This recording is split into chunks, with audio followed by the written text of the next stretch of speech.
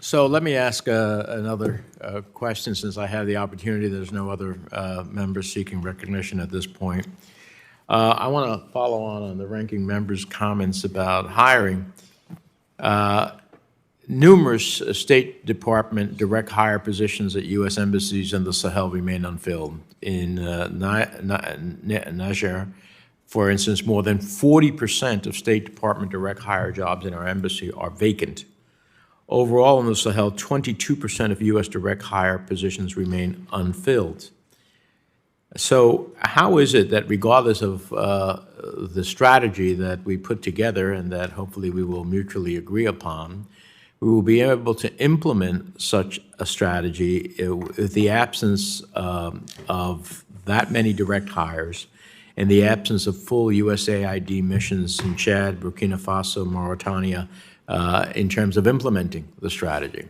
Isn't it call for a real commitment to beef up and to ensure that these direct hires and other important positions get staff in order to implement the strategy? Otherwise, we have a strategy on paper but not an implementation.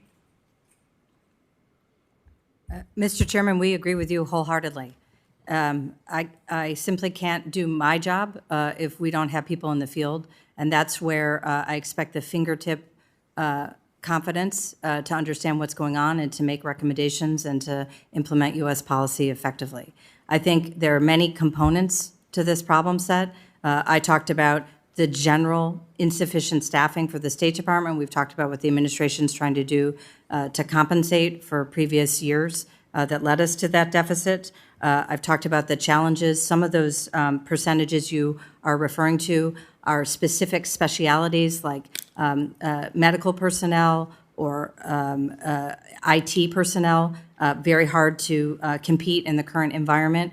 We also lost a lot of counselor officers because we've tied the staffing of our counselors cone to visa fees, and visa fees went down during the COVID era. We're missing chiefs of mission in a lot of posts, as you know. Chiefs of mission are one way to attract and invigorate a post staffing morale. And then there are steps we can take that I've talked to you about that we're working on to increase incentives and to adjust the way in which we recruit for those posts. So that's a multi-pronged approach. Seems to be there needs to be a commitment from the top to ensure that this happens. Administrator, how about at AID? Thank you very much. As the Secretary alluded to, it's a complex problem. Those vacancies are partly due that we have many more positions around the world than we actually have Foreign Service officers to fill those positions for a variety of reasons. So it's not as though they're not in the Sahel, but they're somewhere else. There just aren't enough qualified staff. And Senator, as you mentioned, it's not just having people in those places. We want the right people in those places. So that's where we are excited to be having a conversation about possible additional hiring authorities, other mechanisms. We are doing everything we can to hire more Foreign Service officers after what was a hiring freeze in the last administration. That affected the entire throughput at various levels. So I could not agree more that we want the right people and more of them in the region to implement this strategy. It seems to me that when you have difficulty in finding the right people and the people necessary, that you create some type of incentive to attract the right people that maybe you normally don't do. One other question. I'm deeply concerned about the negative influence of Russian mercenaries and the Wagner group in Mali and across the Sahel. The draft strategy acknowledges the seriousness of this problem, but in the most recent State Department budget request, it doesn't appear to be a line item for countering Russia's malign influence in the Sahel. So what actions are each of your agencies taking to counter Russia propaganda and the Wagner's group influence in Mali? Is there a specific fund to support countering malign influence in Africa in the budget requests? I'm trying to understand how we're going to do this. We recognize there's a problem. What are we going to do about it?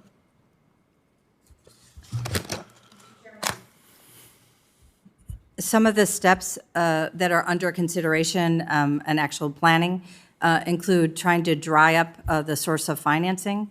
So looking at possible sanctions, looking at possible non-traditional measures such as the illegal export of gold, which is something that is of great interest to Wagner. How can we address those concerns? We're looking at deepening our exchange of information with African governments to make sure they understand fully what we understand about the impact of Wagner. And a third element, which our Bureau of Political Military Affairs is undertaking, is trying to develop other options for security assistance. We're the best, but we're expensive and we're slow. And sometimes, quite rightly, as has been illustrated in this hearing, we suspend security assistance to reflect our values. So we want to deter governments in the region from turning to Wagner to fill their security needs. So we're looking to see what we can do in terms of developing alternative sources of security assistance. So those are some of the three areas in which we're trying to work to address the problem. Secretary Blyden. For the Department of Defense, we've had legislation 1332, which was in this year's NDAA, which provides funding to both Southcom and AFRICOM to counter strategic competition on the continent, and specifically looking at China and also the Wagner Group in Mali and across the Sahel. Mm-hmm. And we have global resources towards disinformation, but in the Sahel specifically, where disinformation, including pro-Russia disinformation, was a problem for some time. In Mali, that problem became exponentially larger once Wagner Group arrived and once the French left. I would never have thought I would see the day where people in Burkina Faso and Mali were waving pictures of Richard Wagner, a German composer who died in 1883, as some sort of hero.